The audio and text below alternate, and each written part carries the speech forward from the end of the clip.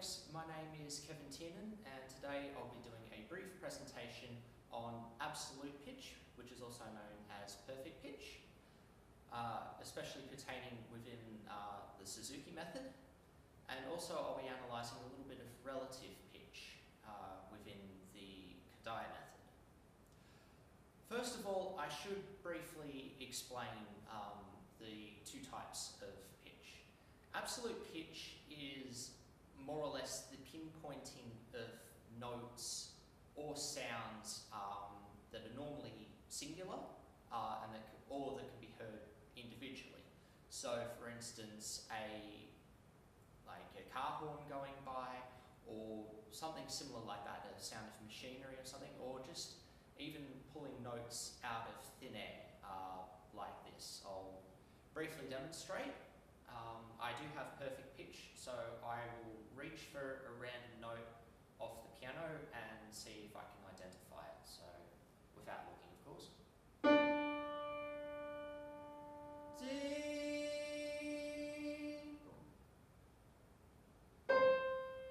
C, F sharp, F natural. And so you see, it's a matter of being able to hear the frequencies in your head and either recall them as in singing them back or being able to name the pitches. With relative pitch, however, relative pitch tends to work more with intervals, so like a melody per se. So for instance, I'd like to play briefly the main crux of the Star Wars theme on the piano. There'll be some reasoning to that a little later. So working in the key of C, da da da da da da da da da da da da. So with relative pitch, often there is a preceding note in a melody of which your brain must calculate the precise interval ahead of, i.e. where you're going to, and then be able to mentally build that inside your head before the replication stage. So let's dissect what I just played there. The first interval is a perfect fifth. So in this case, because we're playing in the key of C, our second note after the C will be a G. So there's our C.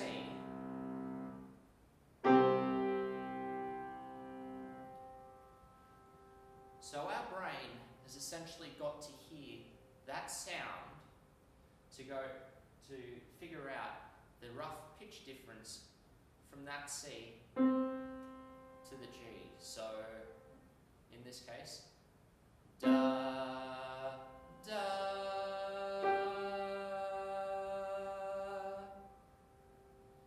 before stepping down a tone, da, da, semitone, tone again, upper seventh, flat seven should I say, down a perfect fifth.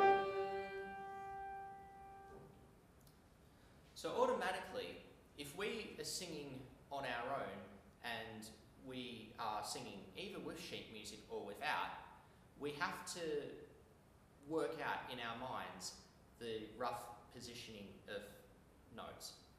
Now, with absolute pitch, there is much research that says that only 1 in 10,000 people have it, whereas relative pitch is the more easier term of pitch for anyone to ascertain, i.e. it's way easier to learn than absolute pitch. I tend to disagree with that slightly. I do believe that with enough willpower, mental stimulation, and the right governing set of circumstances that perfect pitch can be learnt. And also too, with learning absolute or perfect pitch, I do believe that relative pitch can often accompany it as well. Now, just referring back to those circumstances, there is one fundamental flaw which I have commonly found within my research, and that is the need for a student to establish a good, solid base when they learn absolute pitch. Piano players have the advantage here for the fact that unless anything happens to the strings in here, the piano will more or less stay in tune every time. Not to mention the fact that every time you hit the same note, no matter the volume either, it will never vary in its tuning. Now with an instrument like, say, the guitar, this is where our problems creep in. For starters, we have two or more places quite often to play our notes on the guitar. I won't play now because my guitar obviously isn't plugged in, but I will briefly demonstrate. So for example, the note D can be played at the 10th fret on an E string. It can be played at the 5th fret of the A string, or it can just be played as an open string on, obviously, the D string. Now, the problem here is that you have, even though these notes are the same, due to our tuning and the fact that we're going between different strings, there will be slight differences in between the quality of those notes. You'll still be hearing a D or whatever other note you're playing. However, if you listen closely, depending on which position that you play them and do a comparison check, you'll find that the quality of the notes is ever so slightly out. Then we have probably the biggest issue for guitarists, and that is the fundamentals of playing an actual note correctly with the correct intonation without variance or buzz. Even though this distance between these two fret bars will give you the same note, it could be technically assumed rather that if I was to play this note here, which for instance is a C, it would sound slightly flatter than if I was to play it up here, which is normally the position that we tend to fret our notes. The other issue too is that often we get fret buzz if we don't have our fingers just right within the frets. So what a good musician needs to do if he or she wishes to learn absolute or perfect pitch is to correctly deal with the intonation of the instrument, deal with the mechanics, be able to fret or play or pluck or blow the correct note perfectly in tune in order to establish a solid base.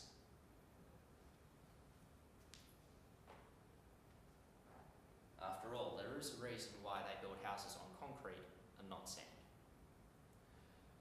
Okay, so how does one learn absolute or perfect pitch?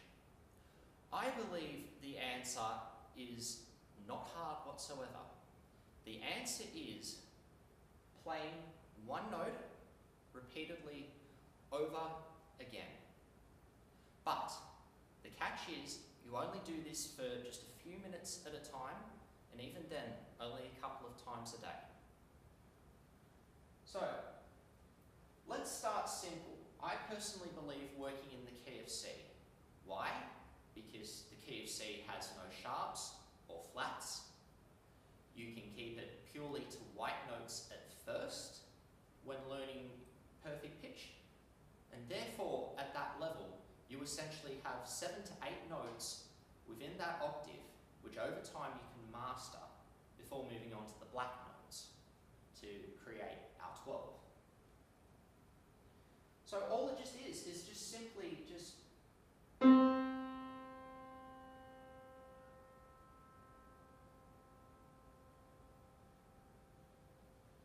press and hold the note. Listen closely and carefully to what that note does throughout its various stages of what we call the ADSR envelope, i.e. the attack of the note, the decay of the note, the sustain of the note, and the release of it. To put that in common everyday terms, the attack is where you first hit the note, the decay and the sustain is where the note tails off ever so slightly and holds before the note is released, i.e. tapering right off into silence. So we need to carefully and crucially develop our inner ear with those notes. So all our 5-minute exercise is just simply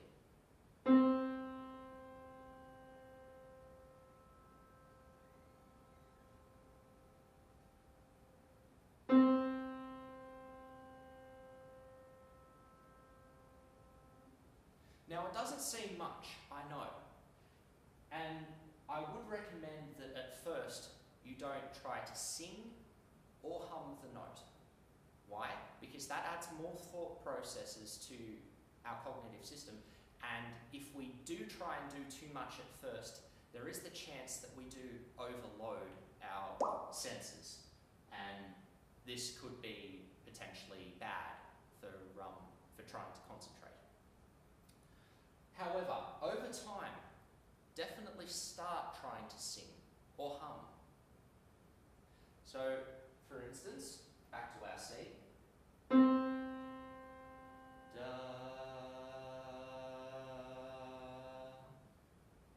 And then try it without. Da.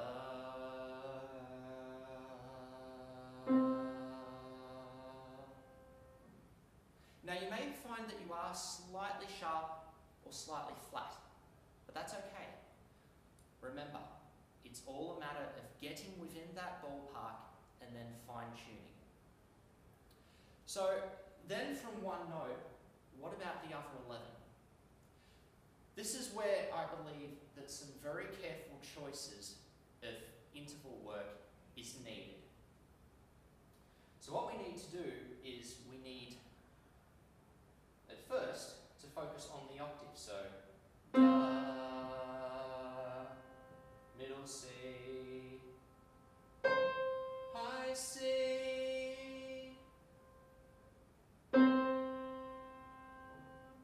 Now I've chosen octaves as the first interval, so that way you've already got the original C note in your head. It's just a matter of figuring out what the sound sounds like up or down the instrument. In this case, in every single circumstance, whenever you're playing octaves, the sound waves will always be double or half of what you hear. So in this case, the frequency of C major, which is approximately 261 Hertz, is doubled at this high C, is doubled to approximately 512 Hertz. So then from there, I would choose to focus on other middle intervals. So I would choose to focus on simpler ones at first, like the perfect fifth and the perfect fourth.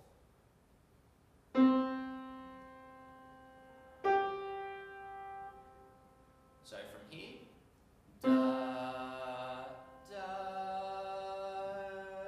there's my G, as well as the perfect fourth. C, there's my F.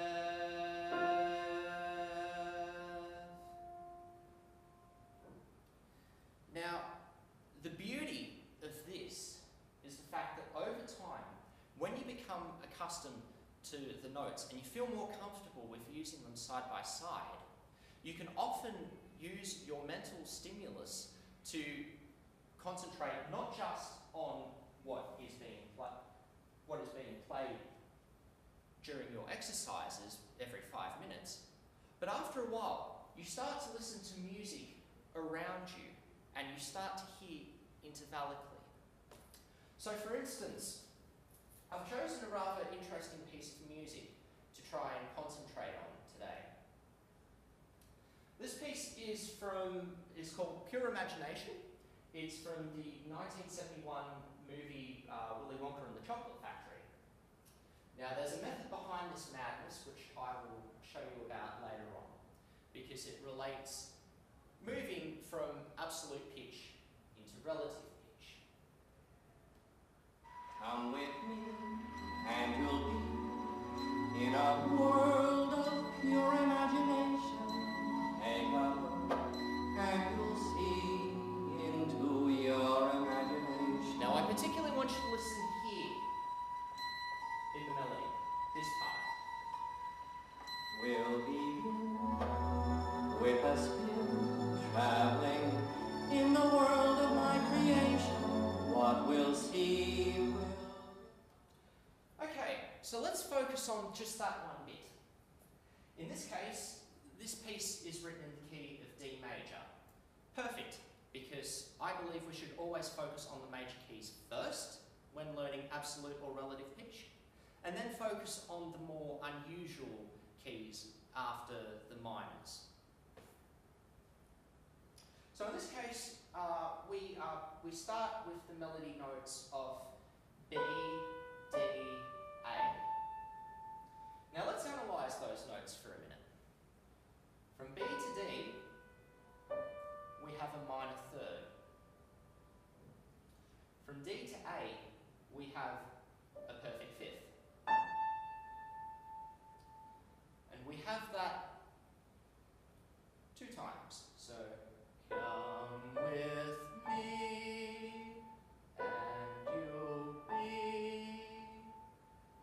Now here's where things start to get a bit tricky. In a world. So from D to C sharp, which is a major 7th interval. Now there's a specific reason why this interval matters so much that I've chosen. I should mention as well that after you hit this C sharp, straight away it's a semitone up to the D before a little trill and coming back down off the C sharp, a major third to the A. So already, just in those roughly 2 to 4 bars, we have a whole jungle gym of intervals to work with. Some are more simpler to learn than others, but there's a reason here which I want to explain. We can look at the more simpler intervals, so for example, the notes with me, as in the perfect fifth. From there, we can also move to dealing with our minor and major thirds. In this case, come with and pure imagination.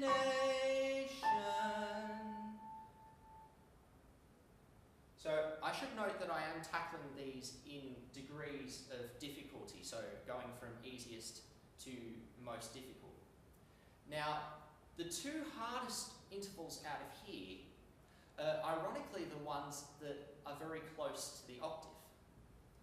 And it's particularly evident here because if you listen closely to the music, the octave is actually blurred. So instead of hearing,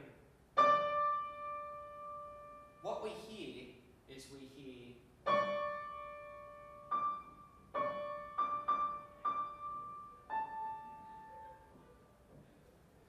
so in this case, in a world. So instead of hitting that D, we have to aim slightly flatter to get our C sharp. Also too, once we hit our C sharp, we have to move from here up to the D. whilst keeping that octave D in mind that's down an octave. So already, just within small examples like that, and there are many others which you can use as well to work intervallically. For example, if you're learning one of the more difficult intervals, such as a tritone, one only has to look at the theme of The Simpsons. Simpsons, there is my F sharp, there is my C. Or to learn a perfect fourth, the Advanced Australia Fair, Australia's national anthem. Australians, all let us rejoice, starting from the C up to the F. So our mind becomes accustomed to these intervals after a while when we start to learn our notes, and we can hear intervals within the music of just any music really, and you can even Google a couple of examples of what intervals relate to what songs. So on that basis, I believe that with enough mental stimulation and enough thought, not too much though, you don't want to try too hard with this exercise, with enough willpower and enough thought to just work at both an active level, where you're playing those notes one by one over time, and with enough exposure to music around you. It can be any form of music, classical, contemporary, movies, jazz, whatever. You will always hear intervals within the music. So with all of this in mind, it is anticipated that a student will hopefully over time gain absolute or perfect pitch. Thank you very much.